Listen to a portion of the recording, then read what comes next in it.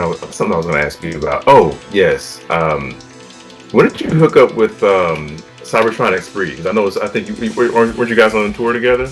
Yeah. They brought me on tour for a few shows. We went down to Ohio for a couple shows, Cleveland, Cincinnati, did a bunch of shows in New York and Toronto with them. I've known them in various iterations because they're all very talented musicians. Right.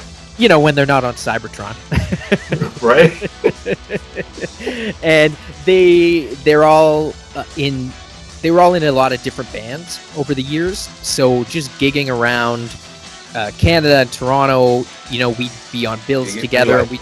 We were friends, and they obviously, we share the same. Again, we share the same like sensibilities, and while they make amazing power rock and stuff like that, they're also really into hip hop and stuff as well, and the geeky stuff, and we just like hanging out. And they have been blowing up, and rightly so, because they're just a phenomenal band. Amazing. And they were nice enough to bring me with them on a couple tour dates, so it's a pleasure. And then of course Hot Rod is on the Metroplex song on Space First, and they're killing it. They've got a new video coming out for Dare to Be Stupid, so watch for that. Okay. You might recognize one of the Weird Al's. Nice. Dude, I need them to take you. I don't know if they gotta like throw you in a suitcase or something, but have them bring you with them next time they come to Dragon Con. I love that.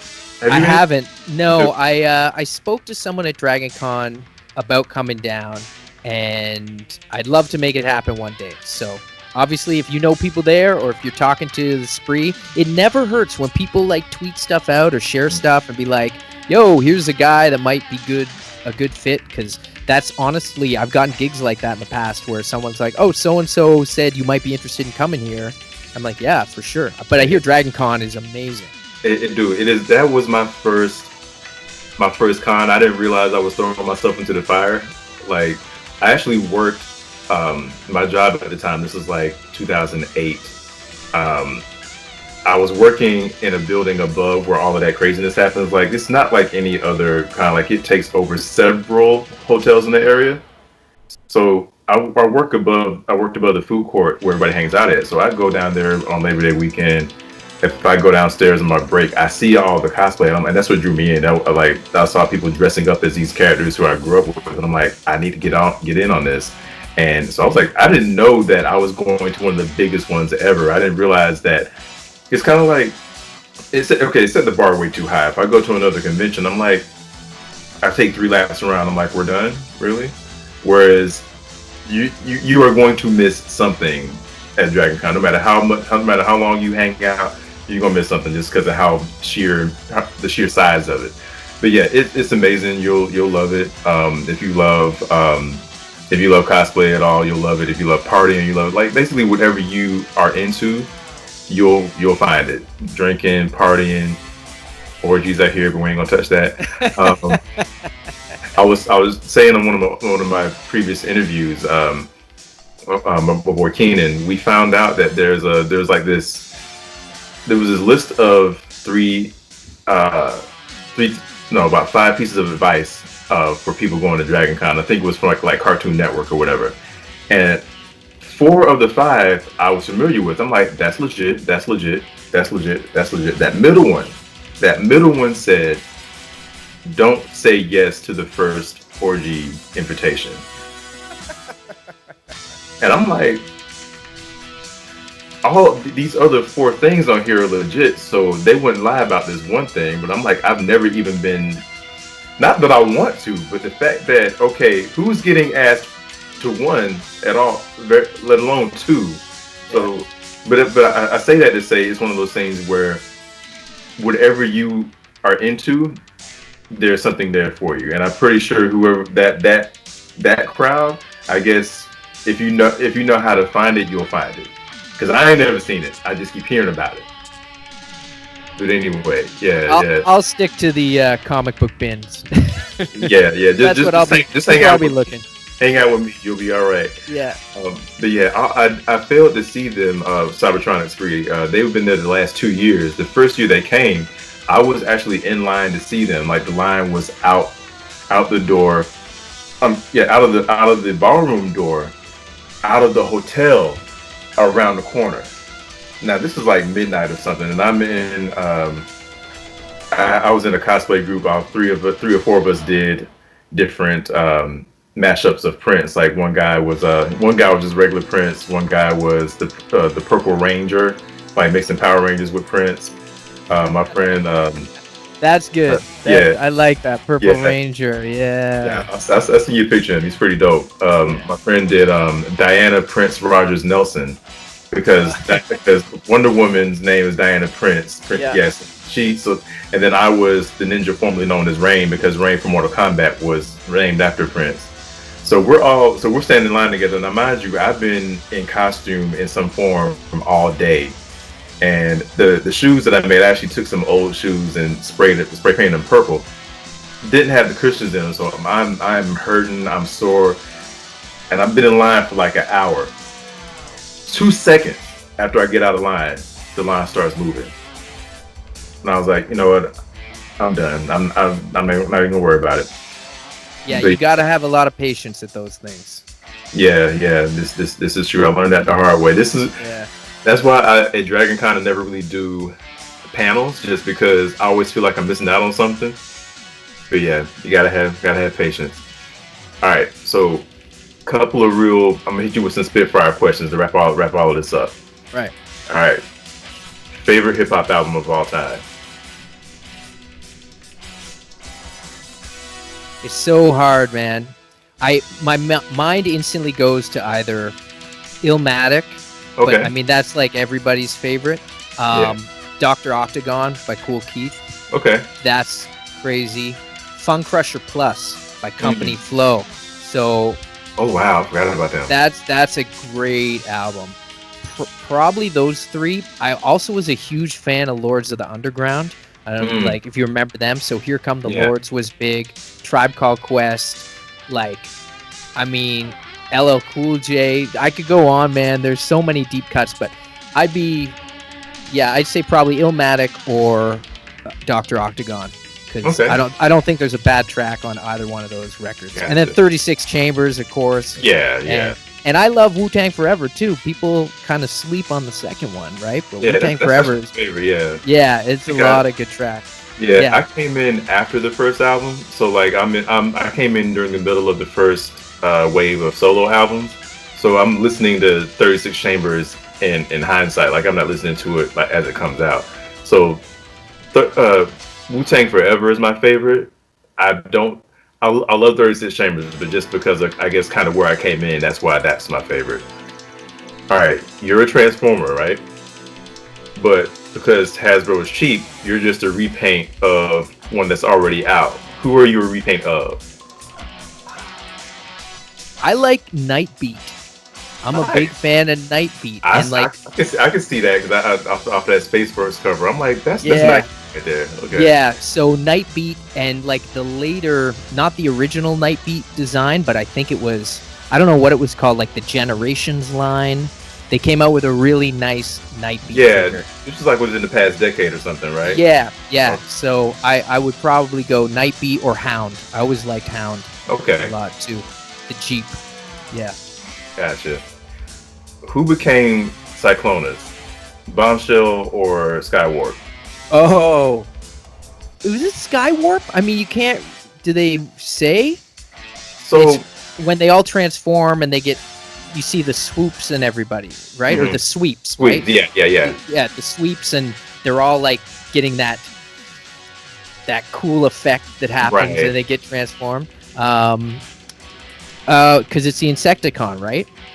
Yeah, Bombshell the Insecticon, and then Skywarp was in the back because Thundercracker became Scourge. But you know what? That's a trivia question. I probably, when I was a kid, I probably had a theory, but I don't know. Who is the correct answer? Is there? We don't know. No, nobody knows. It's widely debated. Now, if you go off of just what you see on screen, Bombshell is in the forefront and Skywarp is in the back. And the one in the forefront, of course, there's both of them get turned into both of them get turned into something that looks like Cyclonus, because he was supposed to have an armada, but you never see that armada again. Yeah. But I did a blog entry some years back about basically just going over everything from Transformers the movie and pointing out all the little things that we weren't supposed to catch when we were little. Like, how did Megatron and the Decepticons catch up to the Autobots' ship when you don't even see a shuttle that they're in? How is Sunstreaker on Earth when that ship lands, but then he also arrives on Earth with Optimus Prime later? Where was Snarl the whole time? Little things like that, right? There was a secret space bridge. Right, there you go. That's the answer to anything. Secret space bridge. That's our story, and we're sticking to it. But so I mentioned that whole ordeal, and I'm like, the screen says it should be Bombshell that became Skywarp, but in my heart, it's got to be Skywarp, because Bombshell was always so conniving and always like not too much worse than not too much better than Starscream when it came to betraying Megatron. So why would he be this loyal, fierce Decepticon, Cyclonus, right? It's got to be Skywarp. Now, Skywarp wasn't the brightest in the world, but he was super loyal to Megatron, and plus the color scheme. I mean, okay, he's more black than purple, but still. Skywarp. It would make sense because Cyclonus was like a pretty smart guy. Yeah. And that's so I put that in there, and then somebody commented on it, and I can't explain it well enough to really make it make sense. I'll have to send it to you. But he gave a really good explanation as to why it actually was Skywarp and not Bombshell, even though Bombshell was in the forefront of the screen and Skywarp is back here. But yeah, when I read it, I was like, oh, that makes sense. Okay, cool. All right. Great question, man. Thank you. I haven't thought about that in a while. If you one that you don't already have, if you could, somebody writes you a blank check. Baby waking up. If somebody writes me a blank check. Oh, sorry. Sorry. Oh, I thought you were. It was throwing me off because so my son's waking up.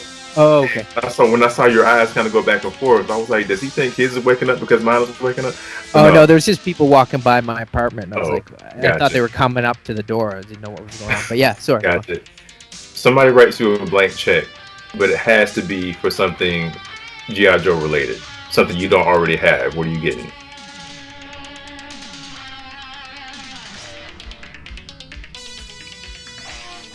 You know what I don't have, and I always want. I mean, I was lucky. I got an aircraft carrier for $50 a million years ago. Wow. Yeah, I was in high school and I was working at a comic book store. And one day a guy came in and I was working and he just had this box. He's like, "Hey man, I got like this like GI Joe like big boat thing. Just trying to clear out my house. Would you guys be interested in this?" And I was just like, I can afford $50. Like that's all I could afford. Wow. And he was like, okay, great. I bought it for $50. And so I got the aircraft carrier for $50, which people go crazy for. So that was amazing. But I never had the Cobra Terradrome, which I always wanted. So, and I saw one. I saw one a couple months ago, and the guy wanted like $250 for it. So yeah, I don't have that. You know, I can't be dropping $250 right on an old toy. But if you gave me a blank check to buy a GI Joe, that's what I'd buy. Yeah. Amen to that. Yeah. I think the one I would have gotten is remember that Mobile Command Center, the one that looks like the beige one. Like, yeah, and it looks a lot like the Sandcrawler from Star Wars. Yeah. They had to have used that as inspiration. Like I can't believe otherwise. Like they look too similar. That's great too, man. All the GI Joe sets are so good. I just be like, can I use the blank check to just buy everything? And then if I got doubles, I'll just give it away. There you go. I did get a Rolling Thunder for Christmas. That was like the crown jewel of my collection. Oh, yeah. That thing was like 3 feet long. That big turtle in the back. The blaster, yeah. Yeah. Bad flashback. So my dad would never Love my dad to death, rest in peace. But he would never read the instruction manuals for anything. So my turret, is supposed to just slide back. He just put the tracks together and he just put it on top. So basically, you really could just lift it up out of the thing. And I'm like, really? Why would you? But yeah, I would probably go back. I mean, it wouldn't cost that much nowadays. It's not like the aircraft carrier because you have to sell your kids to get that one now. Yeah. But yeah, Rolling Thunder though, I think all those vehicles go for a lot now, right? yeah, It's I don't know, it's good stuff. And I heard Hasbro lost all the original molds to a lot of them. There was like they were on some like container ship and it sunk. So that's why when you see them re-releasing the old toys, they've only got like a handful, like Sky Striker, Rattler, the Ostriker. There's a couple others. So I know they lost a lot of stuff because I like weird stuff like the Bug. Did you ever see the Bug? Yeah. Yeah. Like it was like the okay. I almost said the pogo stick one, but that's not it. The Bug was that gray, magenta, yellow one with the neon, green and yeah. The cockpits were kind of like these big bubble-looking things. Yeah, similar to the pogo. You're right. Okay. Yeah. So this came out in that era when everything just started going left as far as the color schemes and not looking military anymore. Yeah, this was one of the last years, I think, where it was really, really good, but the Cobra stuff was getting crazier and crazier, right? But I like that pogo, the ballistic battle ball. Right. That's what they call it. Dude, one lyric that made me go, Rat Viper, you said once got busy in the back of a buzzboard. And I actually looked up the buzzboard and I was like, that's what he meant? That thing doesn't have a back. That's a joke, man. But when you open it up and like, even if you look at the box, it's like the Viper guy's lying down in it, right? So it looks like it's like driving a Lamborghini because he has to sit way back. Like yeah, man. I mean, you could get kind of cozy in there, you know. It's kind of a cozy thing, man. You know, I heard Rat Viper. Yeah, it was with a Hydro Viper. You know, she was his girlfriend, the Hydro Viper. We got these. I did these limited edition Rat Viper cards, and I don't know if you can see that. Yeah. So here, it reveals who he got busy with in the back. Yeah, so he got busy in the back with Buzzbore with his girlfriend, the Hydro Viper. Hydro Viper. That's beautiful. Yeah, she was like a championship swimmer, and you know. Dude, man, it's been so much fun geeking out with you today, man. I appreciate you taking your time doing this with me. I think this is my first time actually talking to an artist I listen to. So it's my honor. Surprised. Thank you. I'm surprised I didn't fanboy more than I really did. But yeah, man, is there anything you want to say to the people? Anything you want to get off your chest? Where can they follow you at? Where can they find you? All that good stuff. Yeah, well, thank you, first of all, for having me. It's a total pleasure, man, and I'm so glad you enjoy the music. And anyone can find me pretty easy. I'm the only Wordburglar in the phone book. Do we still nothing? Yeah, I know. We know what that is. Yeah. Wordburglar.com. I got new videos coming out soon, new comic books, new podcasts. I do 2 podcasts, a movie podcast, and just a chill kind of talking podcast called Weekend at Bergie's. And new album. I've been working towards a new album that was supposed to come out this summer, but with this whole current situation we're in, things may get delayed. But new music.